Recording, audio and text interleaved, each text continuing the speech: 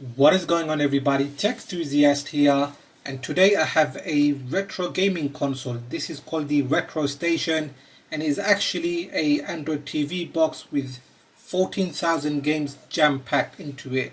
So let's just take a quick look at the box. The first thing you'll notice is this logo, and it is actually a copy of the PlayStation logo. And then on the side you can see there are two control pads included, which is very nice.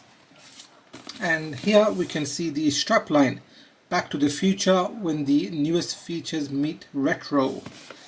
And on the back there are two SKUs, so I have the S905X3 AMLOGIC CPU.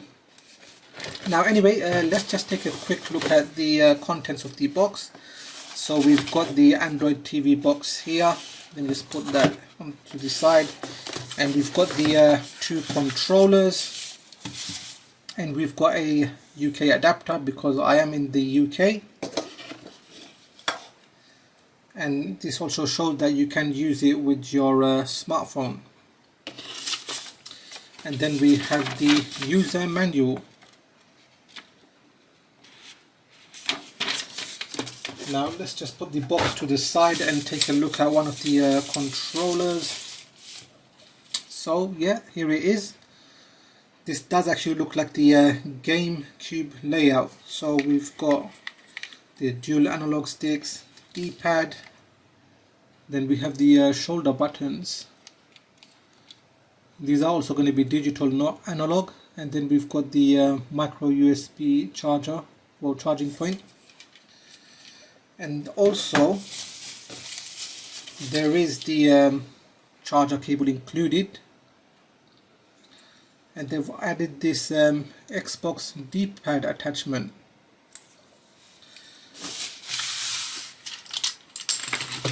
Now let's take a look at the actual Android TV box. So here it is, the RetroStation. Now you can see there are two USB dongles attached. This is needed for the wireless controller. Then we've got the MicroSD in here. So let me see the size of it. Okay, seems to be 128 gigabytes, and it's got its own branding. Very nice. I'll just plug it back in. Or did I just put it in the wrong way?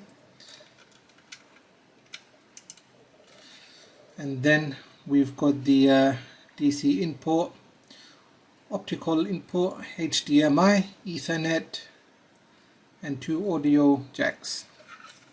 So yeah, it's a very tiny box. Let's see what else we've got here. So okay, we've got a remote. It's very nice. So obviously because it is an Android TV, they've included the remote. Then we've got a short HDMI cable, and lastly the power adapter. So obviously if you're in Europe this will be completely fine, but if you're in the UK like myself, you will need to use a adapter here. Okay, so that does it for the unboxing, and now we'll move on to the gameplay. So now the console is booted up and you have a splash screen with RetroStation, and there is a animation of their own, as you can see here, with the text "Explosion of Fun." And this is quite a strange one. It is the Avengers, and with the custom audio. So you just have to wait a few seconds for it to finish. Again we have RetroStation.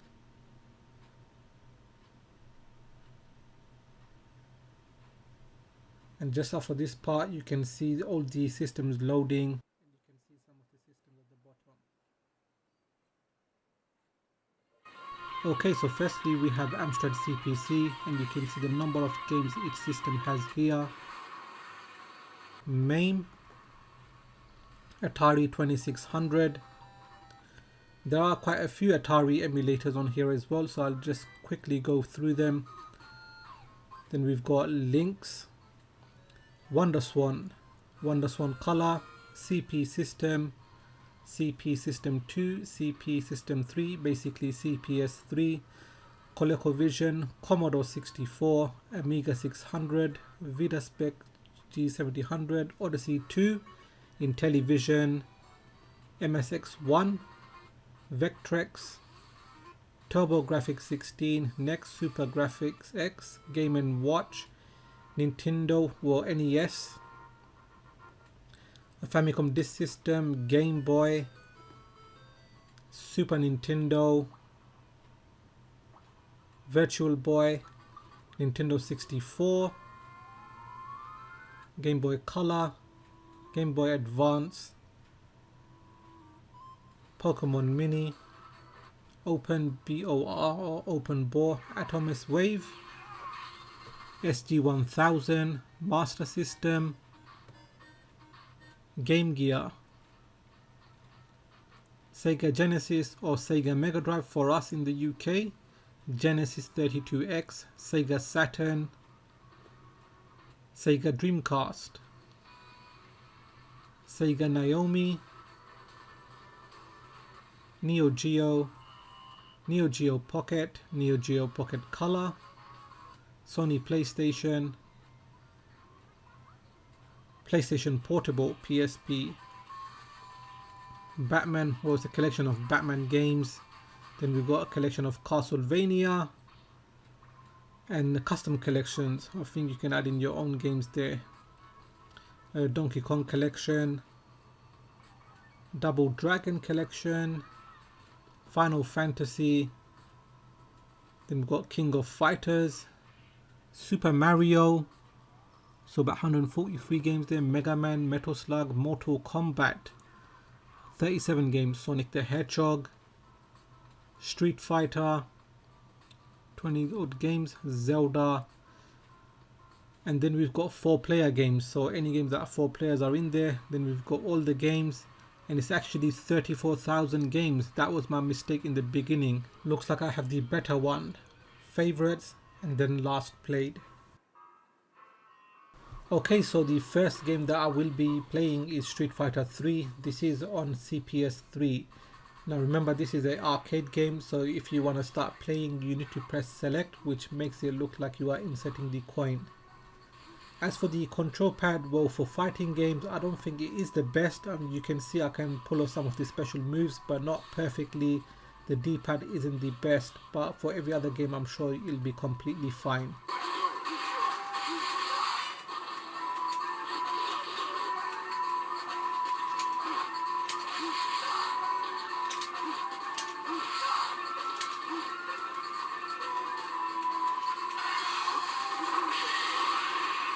And there you go, you can see it finished off with a super move.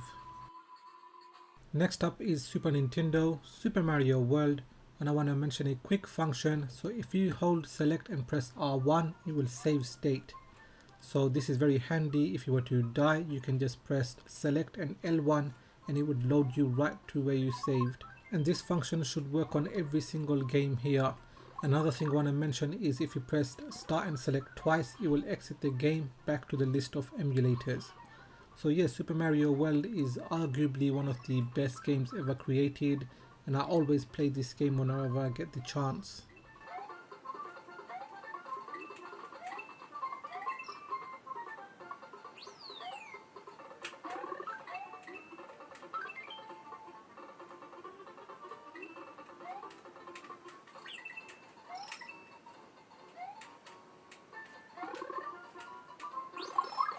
Next up we have Sega Dreamcast. This is Marvel vs Capcom 2. Again, this is considered as one of the greatest games to be ever released. So yeah, as you can see, the game is working completely fine. Now those of you who played Resident Evil, you should know who this boss is. Now remember, this game has up to 56 playable characters and it's a 3-on-3 game. I would have tested other Dreamcast games such as Sonic or Crazy Taxi, but due to copyright strikes in the past, I decided to use Marvel vs Capcom 2.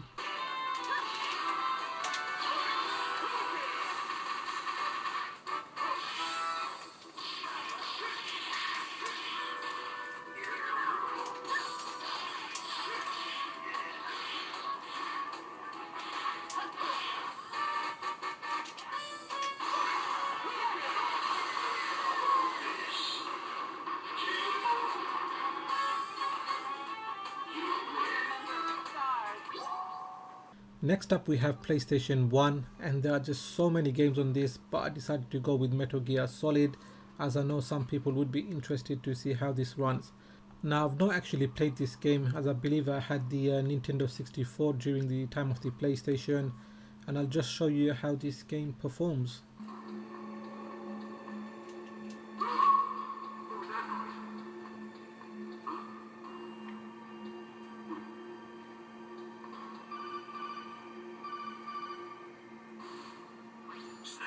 There's an elevator there you can...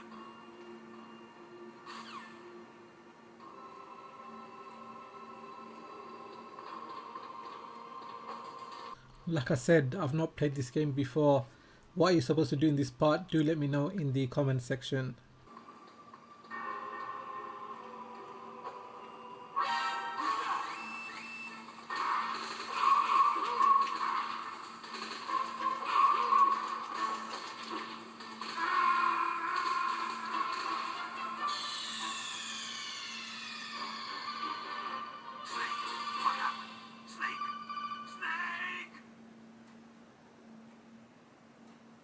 Next up is Nintendo 64. Yes, I could have used Super Mario 64 or Zelda Ocarina of Time, but this game, Banjo-Kazooie, is one of my favorite games, and I just want to show you how it plays.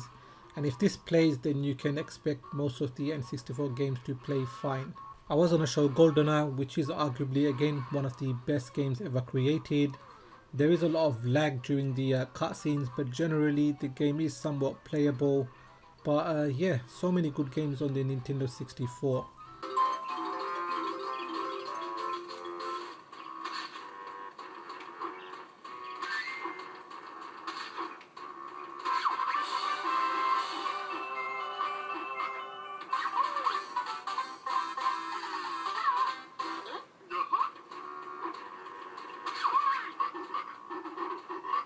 If you press select, you will get a quick access menu. Skip to next song, launch screensaver, you can restart RetroStation, reboot to Android, restart system, shut down. When you reboot, you will come into the Android TV box. Here you can see some of the apps installed, Netflix, YouTube, it even has the Google Play Store. Now if we go into file browser, you can access the SD card, and you can see here the emulator files. Now some YouTuber did mention you can add in your own games. No, you can't. They are actually in this system file here, and unless you can access that, you can't add in any of your own games or any emulators. Okay, so if we go into settings, we can see which version of Android this is running, and it is Android 9. Now if you want to boot back into RetroStation, just go up and tap on restart, and it will take you right back in. So yeah, that does it for this video, and I am really impressed. This is the best retro console you can buy right now, and you can find more information in the description. Now if you have found this video useful, please give it a thumbs up.